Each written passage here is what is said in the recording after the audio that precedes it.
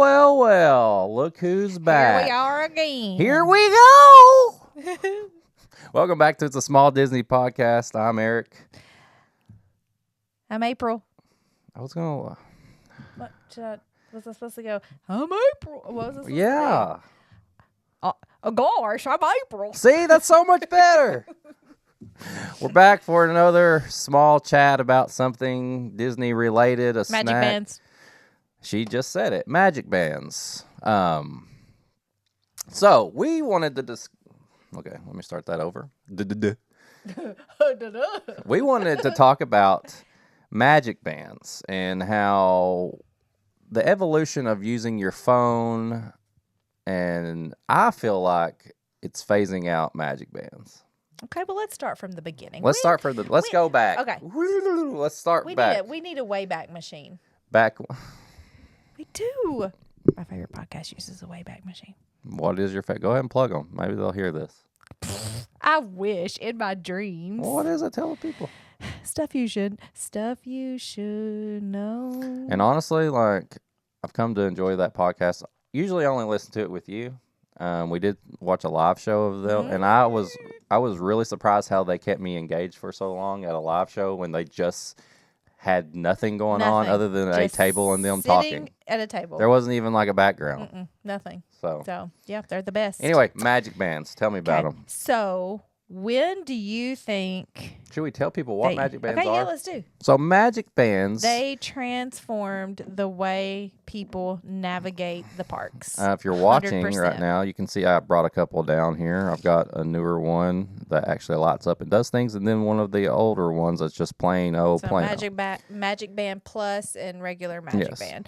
So magic bands are the bracelets that you may get when you book a Disney vacation, but it lets you scan everything. You can scan rides. It uses that radio frequency identification technology. Ooh, I didn't even know what that was. It's it replaced the paper tickets with the barcodes. So before you would have the paper tickets with the barcodes, and you would scan into the park, and then you had to have the paper fast passes and everything. And then in 2013, they introduced regular Didn't we magic still band. have magic bands and paper fast passes? Oh, I don't know. I would say that for a while they were phasing it in, phasing those out. They probably did, the two probably overlapped. Right. But it became a way to just do everything from your wrist. Like you could put your credit card on there and scan things. So like hotel reservations, dinner dining, reservations. You just scan, rides, scan, everything. Everything was just simplified to the wristband. Yeah, that was everything it. on there. And I remember going when they didn't have it and going when they did, and it was a huge. I mean, it was. And they became almost everything. collectible too, and the kids thought they were like. Well, they thought it was so cool that they had their own band. And when you booked the trip, you would get magic bands in the mail. That was one of the things I looked forward to so much. That was the big post that everybody did. Yes. And some people still do it. Like, they're like, we're going to Disney, and then they would post like mom, dad, but kid, now you have to pay for them. Yeah. Then you didn't have to. They just came with your trip. And this is what this one is. Yeah. This one is an original one that we got when they first started doing it. Right. So anyway, now that they kind of know what it is, let's hear more about it. All right, go back through the timeline that you got here so we can get back on track. 2013, they were introduced, okay? Original Magic Band, okay?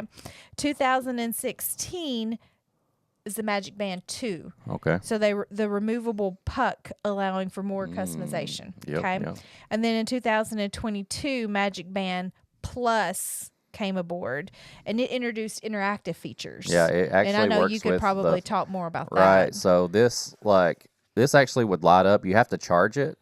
It does work as a normal Magic Band if it doesn't charge, but if you want the features, you got to always keep it charged. But I use this for a long time, and never had it like run out, and I would just put it on the charge the night before. But say you're going through like a ride or something, and it may light up when you're at a certain section. If you're walking through like Epcot or Magic Kingdom and the fireworks are going off, it lights up and does stuff according to the fireworks. So it's really cool. Like just interactive with your surroundings. Yeah, and this stuff. one is a Mandalorian Grogu one. And one of the cool things about Magic Bands is they had so many like different ones you could get with all your favorite characters, TV shows. Even like I had one that was like Recess, the cartoon.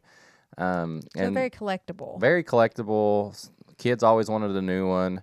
But recently, we have actually been going without Magic Bands. So, okay. So before we get to that, yes, let's talk about I don't want to. kids with Magic Bands. Kids with Magic Bands. So when we first started going, this is why I don't want to talk about it because I've wasted so much money.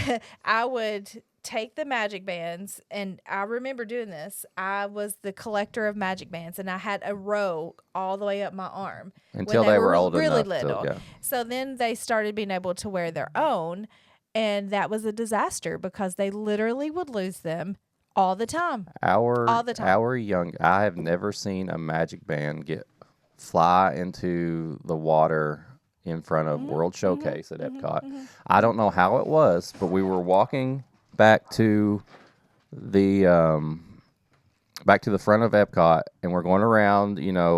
There's a little walkway, and there's water there, and all of a sudden, I see a Magic Band fly. So Dash loses his Magic Band in the water. He's lost it at Haunted Mansion. He lost it on Slinky Dog Dash when me and Addison and there's nothing. But here was the bad thing about that. So that was at a time where you didn't have the tickets on your phone, right? So like you only had your Magic Band, and I'll never forget getting ready to get on the ride at Haunted Mansion, and it's dark, and he loses it. Yeah. And I was just like, "Oh my God!" Like we had to completely walk to the side of the line trying to find it. Like there's no other way to get on the ride. No, you would have to either go buy another Magic Band and go through all this thing with the cast members, try to get them, because I could never get it to like transfer, get on the app and like do a new. I had to have them do it every time.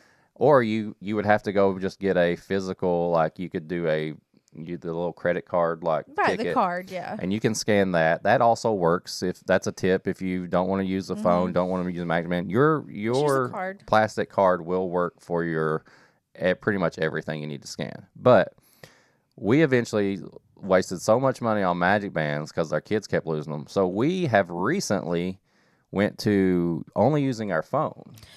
So as our kids have gotten older, they all have phones, and they ain't losing them. Well, our youngest also lost his phone in Frozen. Yeah. So that's a whole nother story. But typically, their phones are glued to them. So you can just put the ticket on the phone. I mean, it's as easy. And then just use the phone at everything. And that is so much easier anymore for us than using the Magic Bands. Even my watch, even a smartwatch, you can use it as a Magic Band.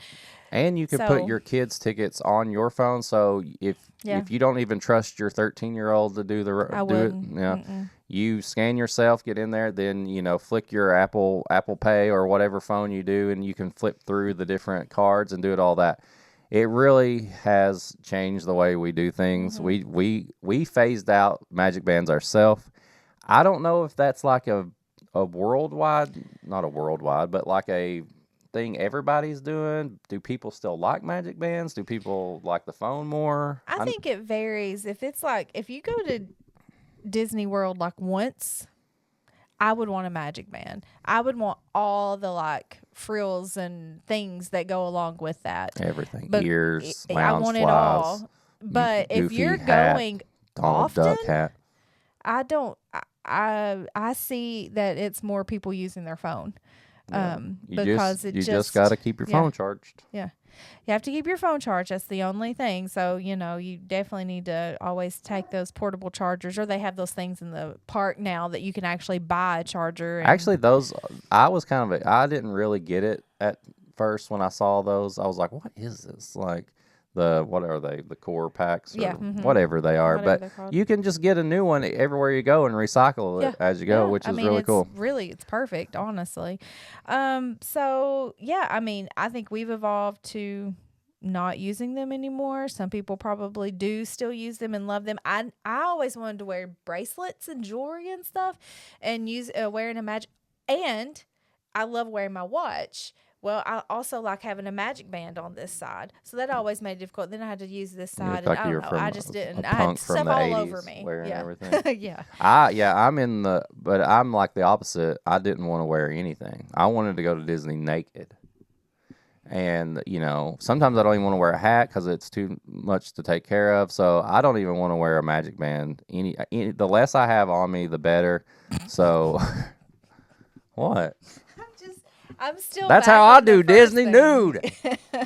I'm just thinking about you running down Sunset Boulevard naked as a jaybird. If I could have 1 hour in any park by myself to do whatever I want, I would go through a park naked. Which ride would you do? You can only choose one.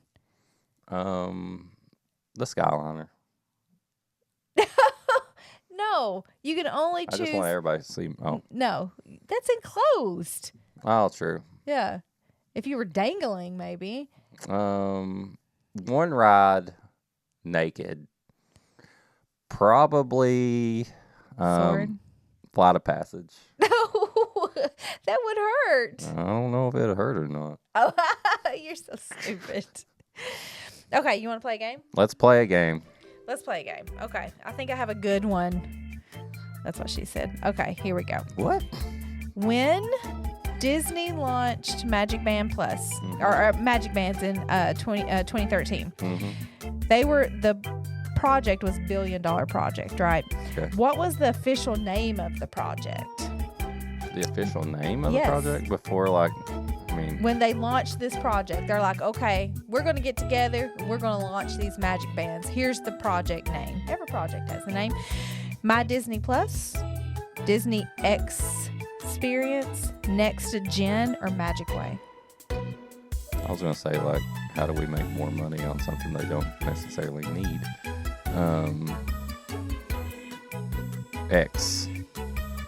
Experience. No. Oh. Next Gen. Next Gen? Yeah, Next Gen. Not G-I-N. Blue Harvest? Next Generation. These next generation of these kids are going to have magic bands. They want magic bands. They want bracelets. They want jewelry. Magic Band Plus introduced interactive elements including lights and haptics. During which Walt Disney World anniversary celebration did Magic Band Plus officially debut? Maybe you don't even need choices. The 50th. Yes. Yeah, I remember. Awesome. Okay. Last one. Magic Bands contain a RFID chip. Remember that chip that I talked about? That allows for seamless park entry, lightning lane access, and more. Approximately how close must a Magic Band be to a touch point for the RFID signal to register? Within 1 inch, 2 inch, 4 inch, 6 inch.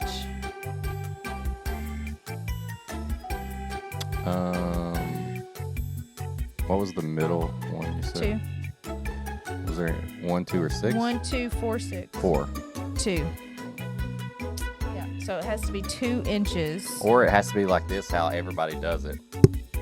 Hitting the microphone with it. I don't know. They're like, scan. I've never done 2 inches in weight though.